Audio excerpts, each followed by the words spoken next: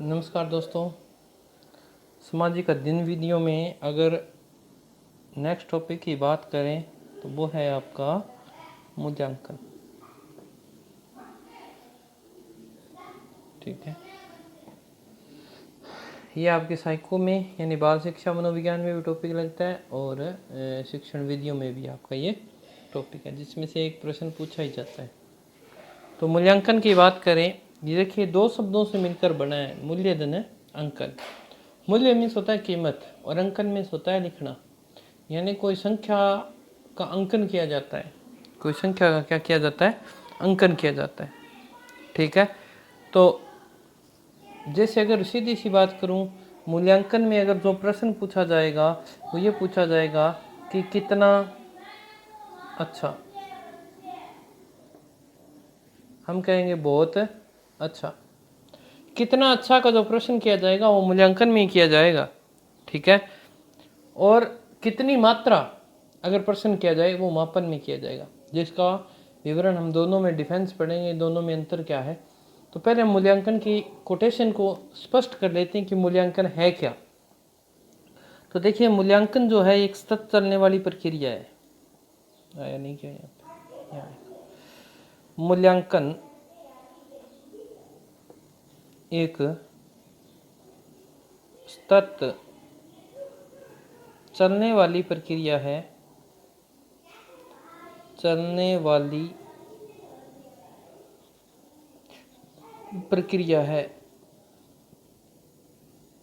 ठीक है, कोई भी क्रिया जब लगातार चलती है तो उस क्रिया का कोई ना कोई क्या होता है? उद्देश्य होता है। तो मूल्यांकन एक सतत चलने वाली प्रक्रिया है जिसका उद्देश्य निर्धारित होता है। जिसका उद्देश्य क्या होता है? निर्धारित होता है।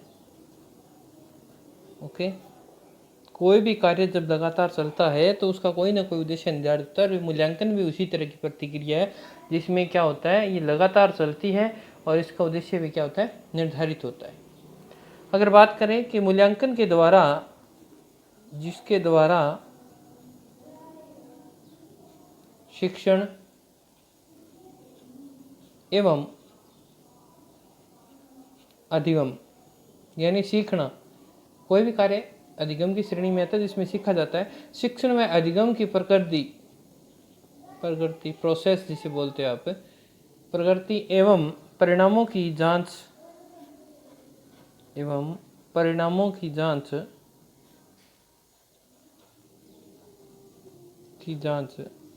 मूल्यांकन है। ये परिणाम कैसा रहा? बहुत अच्छा रहा, बहुत बुरा रहा, वो क्या है? मूल्यांकन है। आपको पहले बताया कि मूल्यांकन किसका उत्तर देगा? कितना अच्छा, बहुत अच्छा।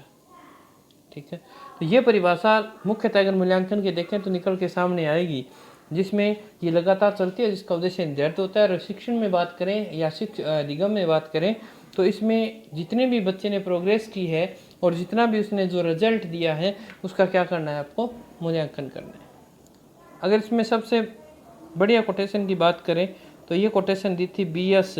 ब्लूम ने। ये कोटेशन किसने दी थी? B.S. ब्लूम ने दी थी। ठीक है, B.S. ब्लूम ने दी थी। उन्होंने क्या कहा था? उन्होंने कहा था कि मूल्यांकन जो होता है ये योग्यता निर्धारण की प्रक्रिया है। मूल्यांकन योग्यता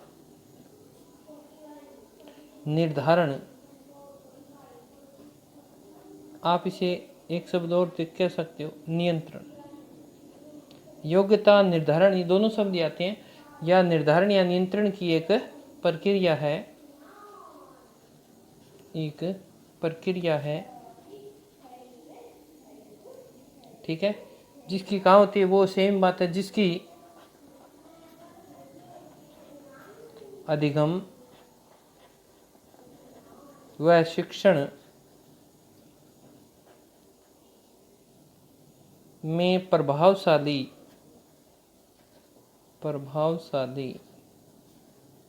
जांच होती है। सेम ही बात कही है, पर इतना बात ध्यान रखा है कि निर्धारण या नियंत्रण, कि मूल्यांकन योग्यता निर्धारण नियंत्रण की एक प्रक्रिया है कि किसी व्यक्ति में कितनी योग्यता है उसका निर्धारण कौन करेगा? मूल्यांकन करेगा। तो इसे कैसे याद रखें? देखिए बलूम से याद कर लो, बलूम यानी गुब्बारा याद कर लो आप ऐसे, ठीक है। तो गुब्बारे में अगर हम निर्धारण कर लें कि हमको कितनी हवा भरनी है, ऐसे याद रख सकते हो कि गुब्बारे में नियंत्रण उस पर अपने पास ही तो है, हवा तो अपने को ही भरनी है, उस पर नियंत्रण रख लो, उसमें निर्धारण कर लो और कि उसमें क्या उसकी कितना उसे फुलाना है या उसमें कितनी हवा भरनी है, फुग्गा जो होता है, ठीक है। तो ये कोटेशन बहुत महत्वपूर्ण है 2 नंबर की अगर बात करें तो। 2 नंबर पे आती है आपकी कोठारी आयोग, जिसका विवरण मैंने आपको बहुत डिटेल से करवाया था पीछे की क्लासों में, कब बना था कोठारी आयोग, ठीक है। तो इन्होंने भी सेम ही बात कही है जो ऊपर लिखी थी कि मूल्यांकन है सतत चलने वाली प्रक्रिया है, सतत चलने वाली प्रक्रिया है, चलने वाली प्रक्रिया है जो शिक्षण एवं उसके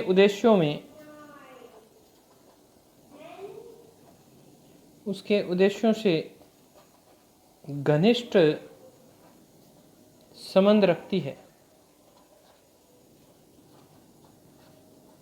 अब देखिए सारे जो ऊपर अपने कोटेशन की थी वो दोनों कोटेशनों को इकट्ठा किया गया, बात तो वही है। कोठारी आयोग यानी कोठा शब्द तो आप जानते हो क्या होता है। पहले पुराने समय में जो लंबा मकान होता था उस कच्चे मकानों को बोलते थे कोठा, ठीक है, घर के अंदर। तो ऐसे याद कर सकते हो कि उसमें सभी लोग इकट्ठे रहते थे और कैसे रहते थे, उनके बीच में आपस में क्या होते थे? घनिष्ठ संबंध होते। तो ऐसे याद कर लो, घनिष्ठ संबंध मतलब कोठा, घनिष्ठ संबंध मतलब कोठा। एक एक शब्द पहचान करनी पड़ेगी, जोड़नी पड़ेगी, ठीक है। तो ये क्या थी? मूल्यांकन की एक विशेषता थी। ये 2 कोटेशन बहुत महत्वपूर्ण है।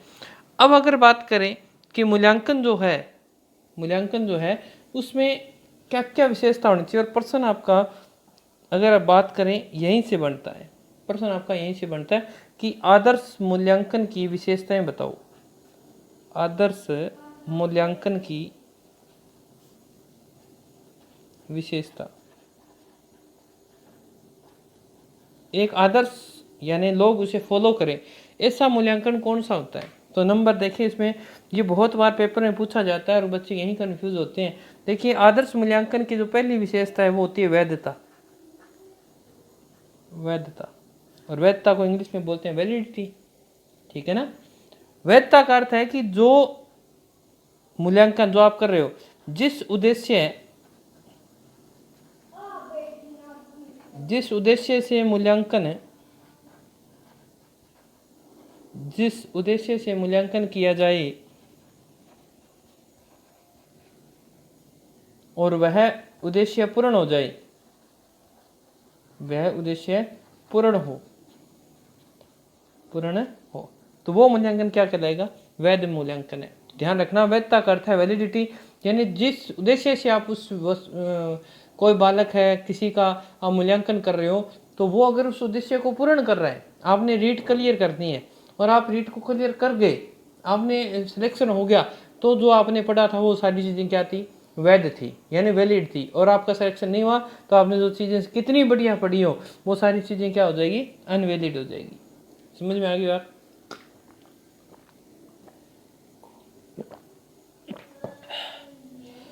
दो नंबर की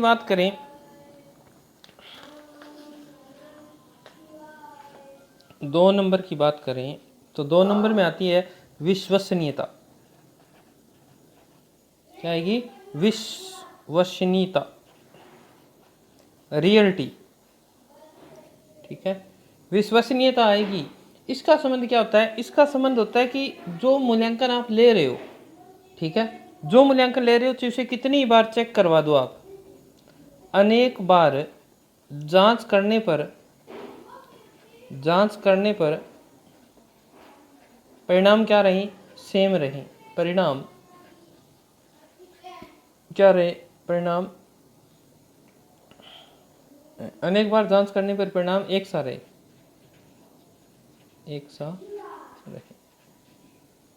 ठीक है। यानी अगर बात करें तो ये इतनी इजी लाइन नहीं देगा, वहां पर ये देगा कि इसका संबंध परिणामों की एक रूपता से होता है। एक रूपता का अर्थ है कितनी बार जांच करवा लो आपका परिणाम सेम रहेगा, परिणामों की एक रूपता।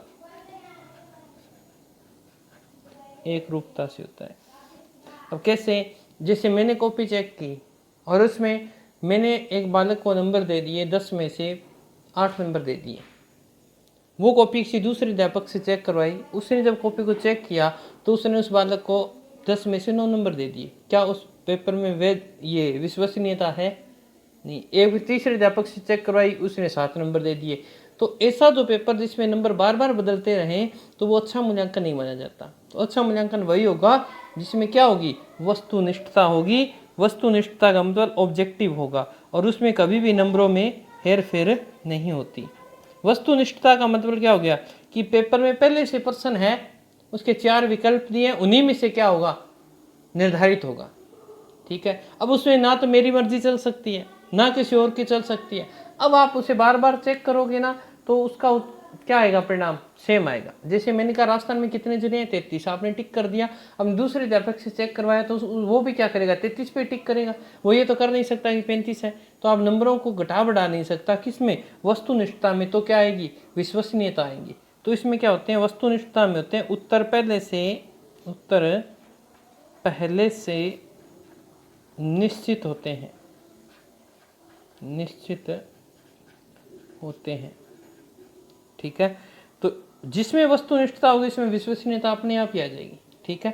फिर अगर बात करें आदर्श मूल्यांकन में और क्या चीज होनी चाहिए, तो उसमें होनी चाहिए विभेदकारिता। विभेदकारिता।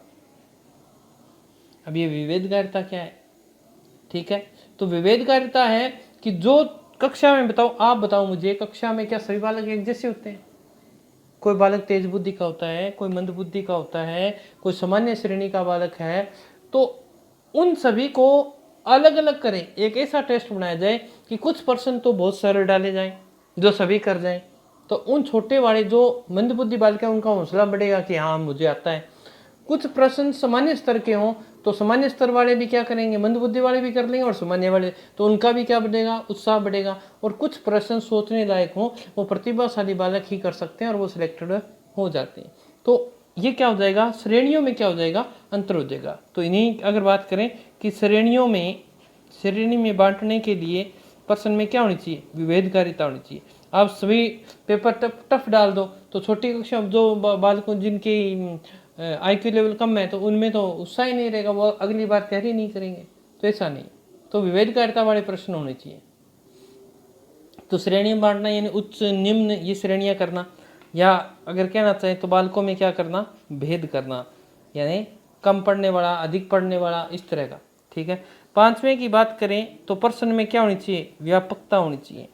प्रश्न में क्या होनी चाहिए, व्यापकता होनी चाहिए। और व्यापकता का अर्थ क्या है, व्यापकता का अर्थ है व्याप्त, यानी जो मूल्यांकन आप ले रहे हैं वो समस्त पाठ्यक्रम को क्या करना चाहिए, समाहित होना चाहिए। कि जो मूल्यांकन आप ले रहे हो उसमें समस्त पाठ्यक्रम क्या हो, समाहित हो, तो वो उसमें अच्छी व्यापकता मानी जाती है कि सभी पाठों से एक एक प्रश्न लेना चाहिए, समाहित करे, समस्त पाठ्यक्रम को समाहित करे, वो क्या कहलाएगी, व्यापकता। ऐसा नहीं है कि आपने नदियों का टॉपिक उठाया और उसमें से 10 क्वेश्चन दे दिए और प्रश्न ही नहीं उठाया। ठीक है। तो यानी पूरे पाठ्यक्रम को क्या करे, जो इंक्लूड करे, वो क्या कहलाती है, व्यापकता। और 6 नंबर की बात करें तो क्या होनी चाहिए, मौलिकता। मौलिकता। ठीक है। तो मूल्यांकन कैसा होना चाहिए, हर बार मूल्यांकन नवीन होना चाहिए, मूल्यांकन नवीन होना चाहिए। यानी प्रश्न जो दिए जाएं वो हर बार क्या हो, नए हो, और उन्हें पढ़ने का तरीका भी क्या हो, नए। सत्य असत्य वाले प्रश्न डाल दिए तो अगली बार मिलान कीजिए, स्तंभ वाले डाल दो। ठीक है ना, दोनों कथनों में से एक का सही का चुनाव करें। तो ऐसे प्रश्न, उनमें नवीनता होनी चाहिए। जो मूल्यांकन किया जाए उसमें क्या हो, नवीनता होनी चाहिए। ठीक है। तो ये थी आपकी आदर्श मूल्यांकन की विशेषता। परंतु इसमें आपको अगर पूछ लिए जाए कि आदर्श मूल्यांकन की प्रमुख विशेषताएं और चारों ऑप्शन में दे दी जाए तो आपको ध्यान रखना है, ये वेरी वेरी इंपॉर्टेंट है। आपको क्या करना है, इसका उत्तर आपको करना है वस्तुनिष्ठता। जिस मूल्यांकन में वस्तुनिष्ठता होगी वहां विश्वसनीयता अपने आप ही आएगी, वो अपने आप ही क्या होगा, वैध होगा। विश्वसनीयता के साथ ही क्या शब्द जुड़ जाएगा, विभेदकारिता। वो बच्चों में अपने आप भेद कर देगा कि दिए गए ऑप्शन में से चुनना है, वस्तुनिष्ठ प्रश्नों में चुनना है, उसमें व्यापकता होगी और वो मौलिक होगा। तो ये बात ध्यान रखनी है कि मूल्यांकन में ये चीज़ें होनी जरूरी है, परंतु मुख्य अगर पूछ ले कि इन सब में मुख्य कौन सा है, तो वस्तुनिष्ठता इनमें सबसे प्रमुख है। ठीक है, अब मैं आपको करवा रहा हूँ, इससे कराएं क्या, इससे कराएं।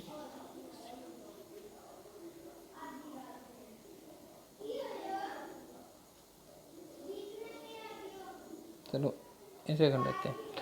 अब जब तक आपके मापन समझ में नहीं आएगा, आपके टॉपिक लगता है मापन, मूल्यांकन और आंकलन, तो देखिए मापन और मूल्यांकन दोनों में फर्क क्या है, ये चीज़ समझनी है अपने को। ठीक है ना, मापन और मूल्यांकन में अंतर क्या है। तो मापन में अगर बात करें तो पाठ्य वस्तु या विशेष कौशल जो योग्यताओं का एक ही पक्ष पर बल देता है, इसमें क्या होता है, सिर्फ एक ही पक्ष, यहाँ लिखता जाऊंगा, आप अपनी कॉपी में उतार लेना। जबकि मूल्यांकन में क्या करता है, व्यक्ति की सारी चीजें जो व्यक्ति से संबंधित है उन चीज का क्या करता है, वो उन पर विशेष बल देता है। जैसे अगर बात करें दोनों का, तो मूल्यांकन का अगर बात मापन की बात करूं तो मापन का संबंध कितनी मात्रा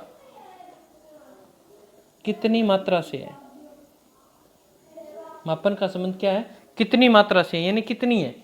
या अगर बात करें तो मान करती है, ये मान निर्धारित करता है कौन, मापन।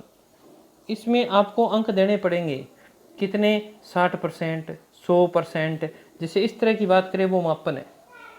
मूल्यांकन में अगर बात करें तो इसमें आपको उत्तर देना पड़ेगा, मैं पहले ही बता चुका था, इसका उत्तर देना पड़ेगा कितना अच्छा है, बहुत अच्छा है, ठीक ठीक है, ठीक है, तो कितना अच्छा है। जो ए ग्रेडिंग वाला सिस्टम चला है ना, ए प्लस ए बी प्लस, जो सिस्टम है, कितना अच्छा है, बहुत अच्छा है, ए प्लस बहुत ही अच्छा है, तो ये सारी चीजें मूल्यांकन की होती है। ठीक है ना।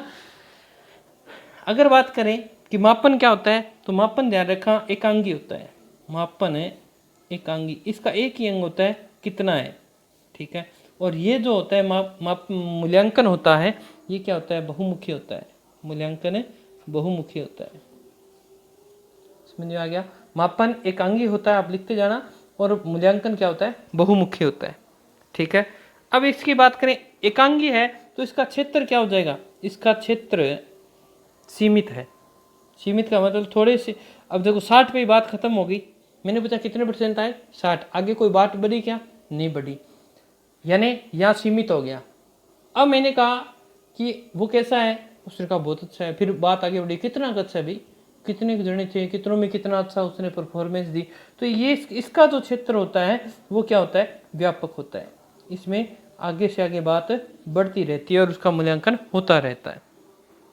ठीक है, अगर बात करें इसकी एकांगी की बात करें कि मानव के, अगर एकांगी यहाँ और लिख दूं मैं, ये लो यहाँ लिख देता हूँ कि मानव व्यवहार के कुछ आयामों का ही प्रतीक प्रदान करता है। मानव व्यवहार के कुछ एक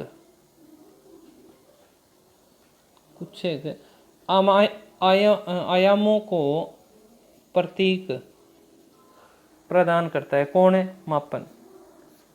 कुछ एक, हर जगह आप परसेंटेज नहीं दे सकते, आप कह दो वो कितनी परसेंट जीभ निकालता है, कभी हो सकता है क्या, तो हर जगह मापन संभव नहीं है। ठीक है, उसकी बुद्धि लब्धि कितनी है आप बता दोगे, 70 है, 80 है, 90 है, 100 है, हर चीज नहीं, वो कितना प्यार करता है अब ये नहीं बता सकते कि 70% करता है, 80% करता है, तो हर जगह कुछ एक आयाम ही है। परंतु यहाँ अगर बात करें मूल्यांकन के लिए, तो मूल्यांकन में अगर बात करें तो मूल्यांकन में जो संबंध है वो संपूर्ण है।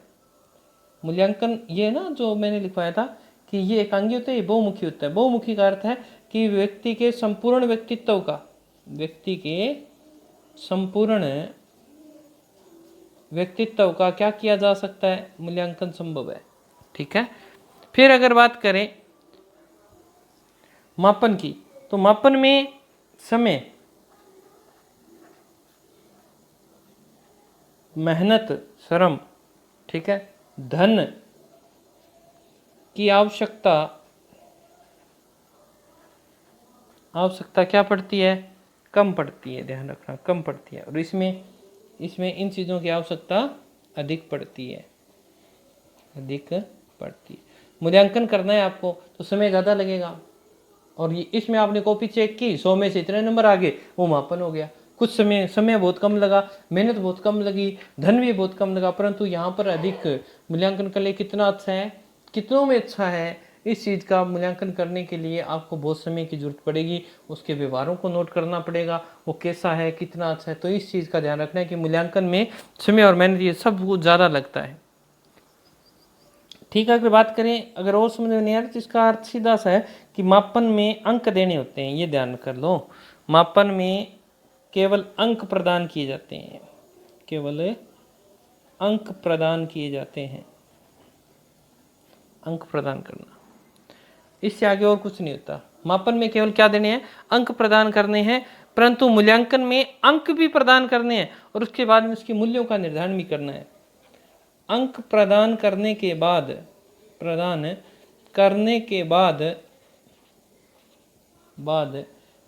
मूल्यों का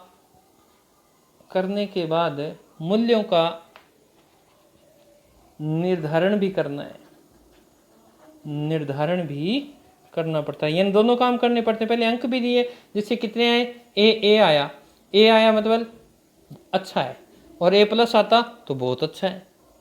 तो यानी ये चीजें, अंक भी दिया और उसके बाद में मूल्यों का क्या कर दिया, निर्धारण भी कर दिया। तो इन दोनों में ये विशेषता है। फिर उसके बाद में बात करें, मापन की भविष्यवाणी नहीं हो सकती, मापन की भविष्यवाणी नहीं हो सकती, भविष्यवाणी संभव नहीं है इसकी, परंतु मूल्यांकन की भविष्यवाणी हो सकती है, भविष्यवाणी संभव है। कैसे, गुणों का तो आप कर ही सकते हो। आज मैं बुरा हूं, अगर मेरे में व्यवहार में परिवर्तन किया जाए तो मैं अच्छा हो सकता हूँ। आप कह सकते हो कि धीरे धीरे प्रोग्रेस कर रहा है, ये इसका व्यवहार धीरे धीरे अच्छा हो रहा है और ये भविष्य में एक दिन अच्छा हो जाएगा। क्या ये कह सकते हो धीरे धीरे इसके 50% बढ़े, धीरे धीरे इसके 60 बढ़ेंगे? ऐसा नहीं हो सकता। मापन कभी भी भविष्यवाणी पर निर्धारित नहीं होता। ठीक है, अगर इसकी बात करें, यह केवल संख्यात्मक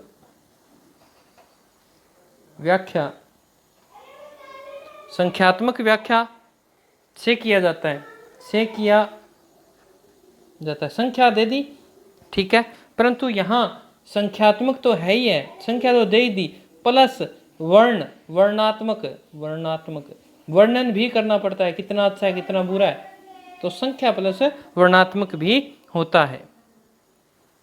ठीक है, ये केवल क्या, मापन, ये केवल सामान्य जांच हेतु समय समय पर काम आता है। ऐसा नहीं है लगातार चले, ये केवल समय समय पर जांच हेतु काम आता है। और ये क्या है, ये आजीवन चलने वाली प्रक्रिया है। कौन सी, मूल्यांकन। ये क्या है, आजीवन चलने वाली प्रक्रिया है। आज आप, पिछली बार आपका सिलेक्शन नहीं हुआ, ठीक, घर वाले कहते नहीं हुआ, इतने बने परंतु अच्छा नहीं पढ़ा था। अब फिर आपने अच्छा पढ़ा, आपकी बार सिलेक्शन हो गया, फिर आपका बहुत अच्छा पढ़ा भाई, अगली बार नई भर्ती आएगी, ये फर्स्ट ग्रेड आएगी, उसकी तैयारी करोगे, बहुत अच्छा भाई, ये बहुत अच्छा प्रयास कर रहा है। यानी ये जीवन भर चलती रहती है। ठीक है, समझ में आ गई। यह उद्देश्य प्राप्ति का आधार है। ये आपका एक टारगेट बना लेते हो कि मुझे तो 90% लेना है, तो ये उद्देश्य प्राप्ति का आधार है। कौन, मापन उद्देश्य प्राप्ति का आधार है। ठीक है, ये उद्देश्य प्राप्ति का आधार है। अगर इसकी बात करें मूल्यांकन की, तो लिखना शिक्षा के उद्देश्यों की प्राप्ति का लक्ष्य है क्या, मूल्यांकन। मुझे अच्छा रिजल्ट देना है, मुझे सिलेक्शन करवाना है, यानी वो आपका एक क्या है, लक्ष्य है, वो क्या है, मूल्यांकन है।